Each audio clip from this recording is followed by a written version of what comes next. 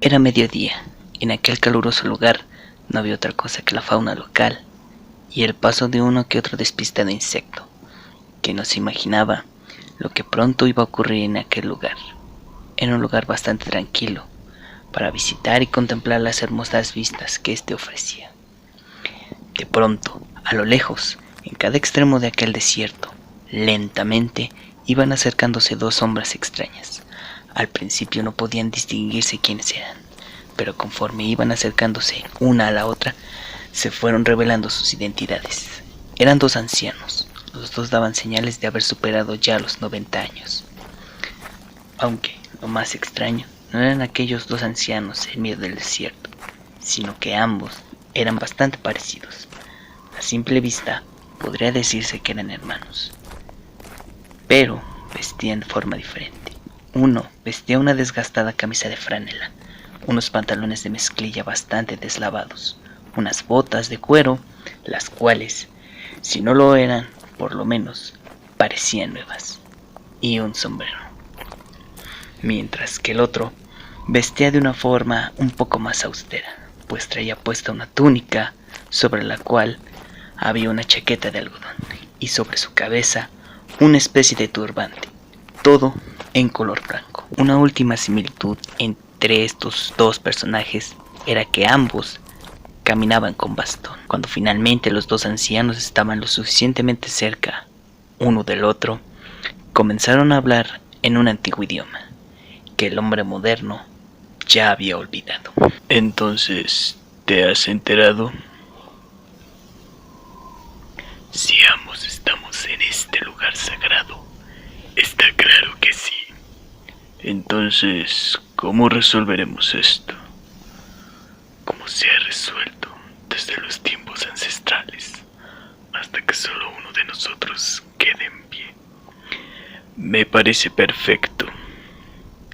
Fue en ese momento que el anciano de la túnica blanca tomó su bastón con ambas manos y lo arrojó al suelo, convirtiéndose en una enorme cobra negra.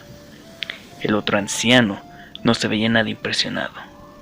Era como si hubiera visto aquel truco unas 10 veces antes. Así que, alzando su bastón y con un fuerte golpe, lo enterró en el suelo árido de aquel sitio. Mientras este se hundía poco a poco, se iba abriendo otro agujero, no muy lejos de donde se hundía el bastón, de donde empezaba a salir una serpiente de cascabel. Cuando ambas serpientes se vieron, comenzaron a comportarse de una forma bastante agresiva, comenzando con una frenética batalla. Esto no sorprendió para nada a los ancianos. Es más, esperaban que esto sucediera. Inclusive, no prestaban atención a la pelea.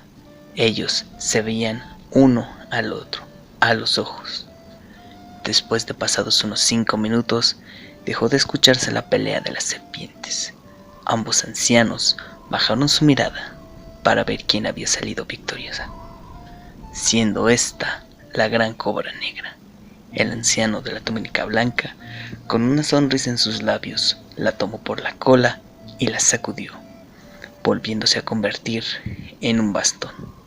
Mientras tanto, el anciano de la camisa de franela, un poco molesto, tomó el cadáver de la otra serpiente, lo sacudió y también volvió a tomar forma de bastón.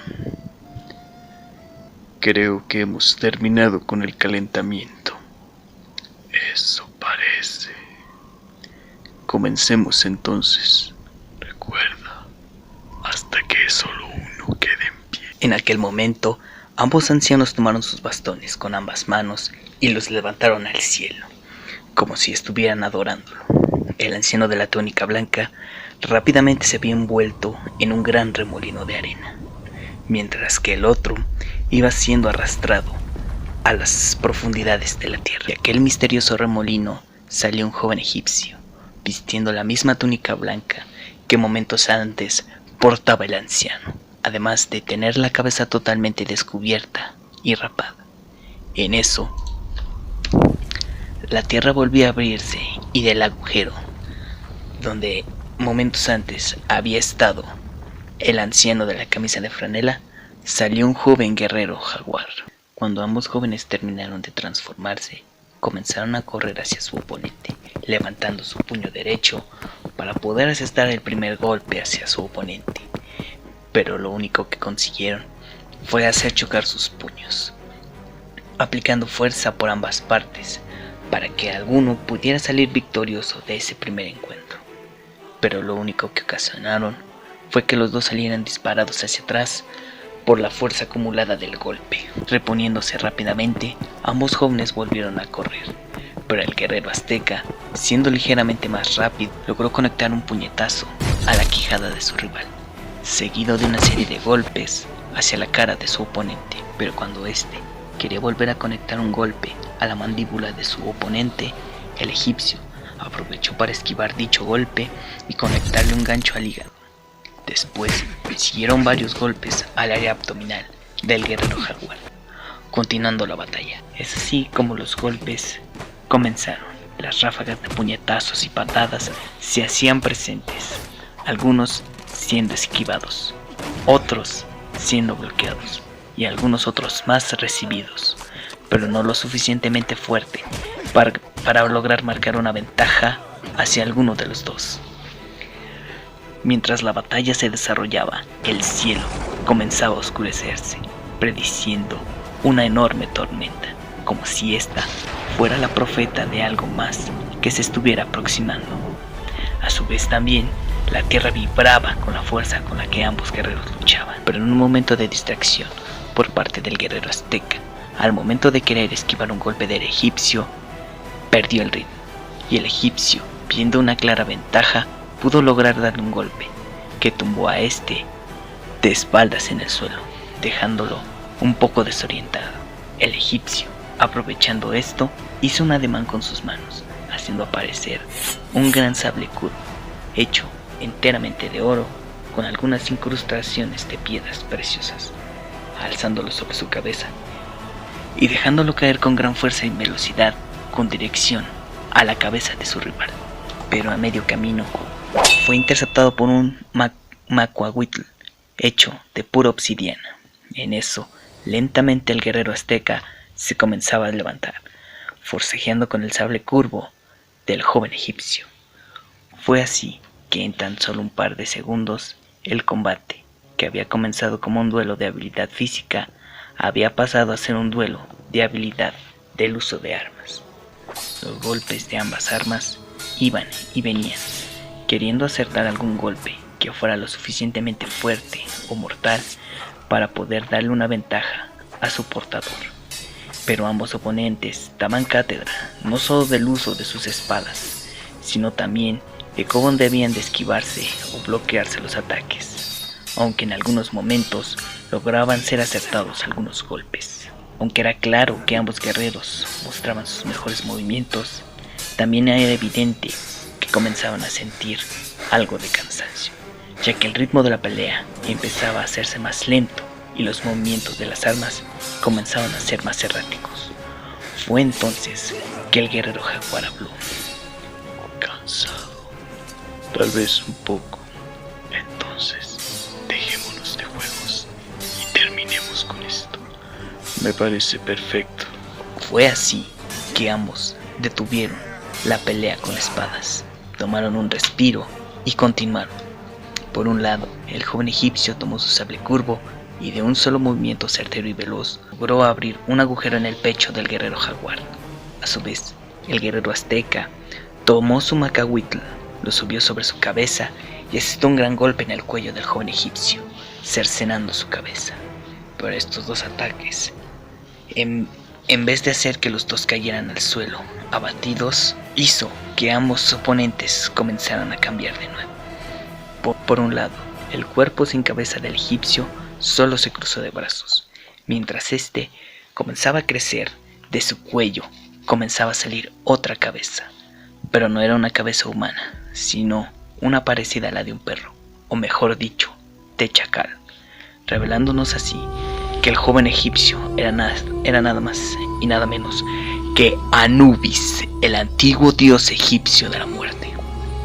Por otra parte, el guerrero jaguar pudo meter su mano derecha sobre el agujero que había hecho Anubis, y de un solo tiro logró sacar su corazón, aún latiendo, y mientras él también comenzaba a crecer, su corazón palpitante comenzaba a absorber el resto de órganos, músculos y piel que su cuerpo poseía, dejando únicamente el esqueleto, y en su cráneo comenzaron a salir plumas, las cuales comenzaban a organizarse en una especie de penacho, y con el corazón aún sostenido por su mano derecha, lo tragó, lo cual ocasionó que de sus cuencas vacías comenzaran a salir flamas de fuego, revelando que el guerrero azteca era Mictlantecutli, el poderoso dios azteca de la muerte. Los dos habían superado los 4 metros de altura, además de verse imponentes, divinos, gloriosos. Fue así como comenzó la parte final de una de las batallas más épicas de las que se había visto en los últimos 3000 años. Ambos dioses seguían soltando golpes, los puños de aquellos dioses iban y venían, aunque también hacían uso de sus poderes divinos. Anubis invocaba remolinos de arena que golpeaban a Mictlantecutli, además de enjambres de escarabajos que se hacían arrastrar por todo su cuerpo. Aparte de eso, invocaba ejércitos de momias que pudiera usar como escudo de defensa. Pero Mictlantecutli no se quedaba atrás, usaba sus habilidades de control del fuego para escupirlo por la boca y hacerlo caer del cielo, además de invocar a los antiguos espíritus de los guerreros aztecas que habían caído en batalla para poder hacerle frente al ejército de momias. En esos momentos el cielo comenzaba a rasgarse y la tierra comenzaba a temblar y a abrirse por la fuerza de aquel combate. El panorama que habían elegido para pelear no estaba preparado para una pelea de tales proporciones. Aunque una batalla así hubiera durado días, semanas, años, siglos incluso, Mictlantecutli poco a poco se daba cuenta que el lapso de tiempo para reclamar el inframundo comenzaba a terminarse. Así que, valiéndose de una táctica algo sucia que él preferiría no usar en contra de Anubis, pero debía de hacerlo si quería poseer el inframundo, Mictlantecutli comenzó a silbar, aturdiendo poco a poco a Anubis, y al terminar con aquel silbido, Anubis había quedado completamente inmóvil. Él no entendía el porqué, hasta que dentro de sus memorias logró recordar que Mictlantecutli tenía a su disposición al poderoso Xoloscuincle, perro del inframundo del panteón azteca. Y como él era algo parecido a un perro, el encantamiento que él usaba para mantener al Xoloscuincle tranquilo había surtido efecto en él. Mictlantecutli, viendo que este ya era el fin de la batalla, volvió a invocar su Macuahuitl, ahora envuelto en llamas. Mictlantecutli iba acercándose poco a poco a Anubis, mientras elevaba su arma sobre su cabeza, preparando el golpe final.